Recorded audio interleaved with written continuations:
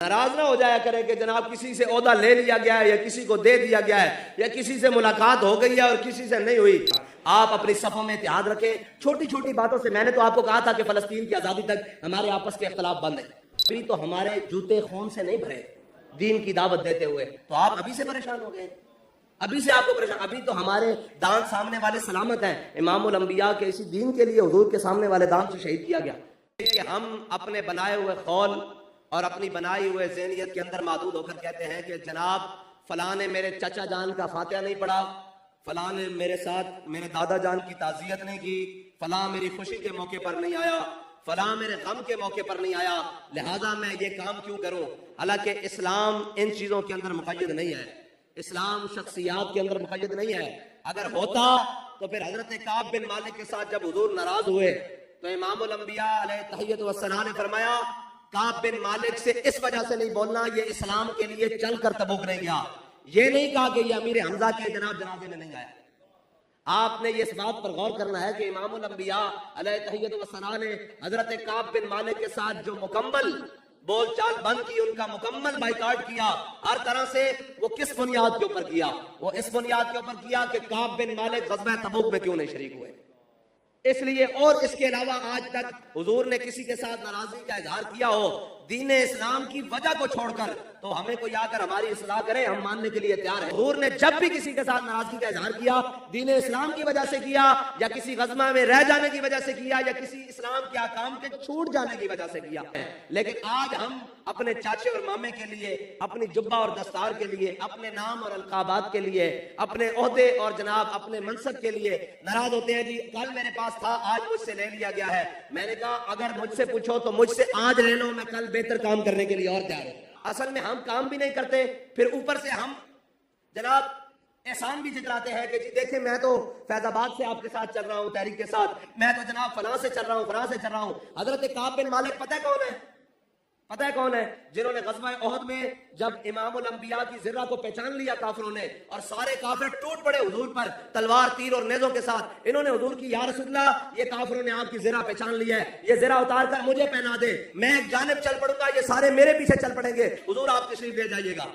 یہ اتنی بڑی قربانی کے باوجود انہوں نے تو نہیں کہا حضور وہاں تو ذرہ بھی پہنی تھی, آج ایک غزوے میں نہیں گئے تو کیا بات ہو گئی. ناراض نہ ہو جایا کرے کہ جناب کسی سے عہدہ لے لیا گیا ہے یا کسی کو دے دیا گیا ہے یا کسی سے ملاقات ہو گئی ہے اور کسی سے نہیں ہوئی, جناب اپنے سے موازنہ کرنا شروع کر دیتے ہیں. میرے آقا مولا صلی اللہ تعالیٰ علیہ وسلم نے حضرت بلال حبشی کو طلب فرمایا. حضور نے فرمایا جاؤ بلال کعب بن مالک کے دروازے پر جا کر دستک دو, اور جب وہ باہر آئیں تو انہیں جا کر کہنا کہ اپنی بیویاں میکے بھیج دو. حضرت بلال پہنچے, حضرت کعب بن مالک کے دروازے پر دستک دی, کہا کعب باہر آؤ. حضرت کعب بن مالک آئے, انہوں نے کہا کیا ہوا, کوئی قرآن کی آیت نازل ہو گئی, کوئی حکم آیا؟ انہوں نے کہا بالکل حکم آیا ہے امام الانبیاء کی طرف سے. حضور نے فرمایا کہ اپنی بیویوں کو میکے بھیج دو. تو انہوں نے کہا حضور سے پوچھ کر آؤ کہ طلاقیں دے کر بھیج دیں یا ویسے بھیج دیں. یہ ہوتا ہے کارکن جو جناب اصول کی پابندی کرتا ہے, جو حکم کو بجا لاتا ہے, جو حضور کی محبت کا جس کو ایک دفعہ جام مل گیا ہے نا, پھر وہ دائیں بائیں نہیں دیکھتا, وہ تو کہتا ہے مر ہی جاؤں جو اس در سے جاؤں دو قدم, کیا بچے بھی مارے غم قرب مسیحا چھوڑ کر, اور ایسے جلوے پہ کروں لاکھ حوروں کو نثار. حضور سے محبت. آپ کو یہ پتا ہے کہ یہ ساری باتیں یہ تنظیمی طور پر ہوتی رہتی ہیں, یہ ساری چیزیں ہوتی رہتی ہیں. اس کا مطلب یہ نہیں ہوتا کہ انسان مقصد کو چھوڑ کر کہیں اور چل پڑے. اور یہ یاد رکھنا, جس مقصد پر ہم چل رہے ہیں نا, یہ مقصد کائنات کی ہر چیز سے افضل ہے, ہر عمل سے افضل ہے, ہر رشتے سے افضل ہے, ہر ناطے سے افضل ہے, ہر تقدیس والے جناب صاحب اور منصب سے افضل ہے. یہ جس منزل کو ہم چل رہے ہیں, ہمارا کوئی جذبہ اتنا سا ہے کہ ایک واٹس ایپ گروپ کے ذریعے تعلیل ہو جائے گا, یا ایک گروپ. مومن جو ہے وہ سازشوں کا شکار نہیں ہوتا. منافق تو ازل سے رہے ہیں اور ابد تک رہیں گے. منافقوں کا کام ہے, انہوں نے رہنا ہے ساتھ میں. لیکن آپ نے منافقین کے چال میں یہ جو اب یہ دجالی آلات ہیں, یہ میڈیا ہو گیا, یہ ساری چیزیں ہو گئی, ان کا تو کام ہے سازشیں کرنا. آپ کیا ایک واٹس ایپ کی ایک خبر سے وہ جی فلاں نے ایسے کر دیا, اور پڑے اس بلا میں میری بلا, میں گدا ہوں اپنے کریم کا, میرا دی پا رہا ہے نا نہیں. بابا جی سے کسی نے کہا کہ جناب اب تو یورپی یونین نے بھی آپ کے خلاف قراردادیں پیش کر دی ہے, پاکستان کے اندر جتنے مقتدرہ ہیں وہ بھی آپ کے خلاف ہو گئے ہیں, اور یہ بھی بابا جی نے کہا ان کا بھی پالا پڑا نہیں, ان کا پالا حضور کے غلاموں سے اب پڑا ہے. ہاں امتحان ہمارے ضرور آئیں گے, لیکن انعام بھی ادھر سے اتنے ہی بڑے آئیں گے. हाँ, आपका काम है सब्र के साथ और जनाब हौसला मंदी के साथ और छोटी सी एक खबर के साथ जनाब हमारे कासिम फखरी साहब को, बगदादी साहब को, ओ जी अगर क्या होगा भाई, आखिर मर जाना है, उससे ज्यादा क्या होगा, मर कर क्या होगा, कब्र में सरकार आए तो मैं कदमों में गिरूं।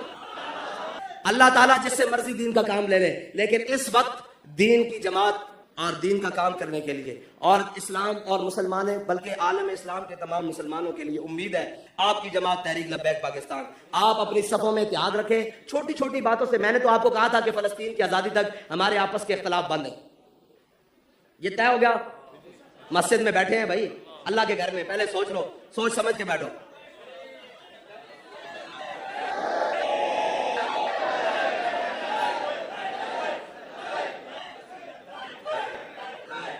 हाँ, आपका इख्तिलाफी बातें तब सुनेंगे जब मस्जिद बैतुल मुक़द्दस में एक जनाब आजान दे रहे होंगे। हमारे कारी साहब यहाँ कौन है, मौज़िन जी, हाँ, वो उनको खड़ा करेंगे कि जनाब ऐ जी हजरत साहब को खड़ा करेंगे, आप अजान दें। जब अजान हो जाएगी, जमात हो जाएगी, फिर मस्जिद बैतुल मुक़द्दस में बैठ कर सुनेंगे आप ही तुम्हारा इख्तिलाफ क्या है। उसकी आजादी तक तो अपने इख्तिलाफ बंद रखो यार। जो कौमें इन छोटी छोटी चीजों में पड़ जाती हैं, बड़े मकासद उनसे पीछे रह जाया करते हैं। और ये भी नहीं ला इलाहा इल्लल्लाह, ये कोई तरीकाकार नहीं है। मोमिन वो है जो उनकी इज्जत में मरे दिल से और नजदी ताजीम भी करता है, तो हम वो वाले मरे दिल से नहीं, हम वो मरे दिल से हैं जिस पे आला हज़रत ने फरमाया है। लिहाजा आप अपने दिलों के अंदर अपने नजरिए को बड़ी मजबूती के साथ रखें। आप मुझसे ये तय करें कि आप आगे से ज्यादा वक्त देंगे तहरीक के लिए, काम करने के लिए। ये जज्बाती वादा नहीं करना, जज्बाती वादा नहीं करना, ये बिल्कुल दिल और जान से वादा करना है। और याद रखना, दुनिया के काम तो आज तक किसी के पूरे नहीं हुए। एक जरा सा मैसेज चला नहीं हो, क्या हो गया, उन्होंने कहा क्या हो गया भाई, यहाँ जेलें भरी पड़ी हैं मुजरिमों के नाम पर, ये जनाब चोरों डाकुओं के नाम पर। हम तो जब जाते हैं हुजूर के नाम पर जाते हैं। अपनी सफ़ों को मुत्तहिद रखो और अपने बड़ों का एहतराम करो, अपने अंदर फर्क मरातब को समझो और अपने छोटों को अपने करीब करो। और जो आप यार मुझे ये बताओ, अभी तो हम दीन के लिए आए हैं, ये हजरत ने मुझे फूल पहनाए हैं, आप नारे लगा रहे हैं, आप बात सुन रहे हैं, मैं बात कर रहा हूँ, सारे नारे लगा रहे हैं, खुश हो रहे हैं। अभी तो हमारे जूते खून से नहीं भरे दीन की दावत देते हुए, तो आप अभी से परेशान हो गए, अभी से आपको परेशान। अभी तो हमारे दांत सामने वाले सलामत हैं। इमामुल अंबिया के इसी दीन के लिए हुजूर के सामने वाले दांत से शहीद किया गया।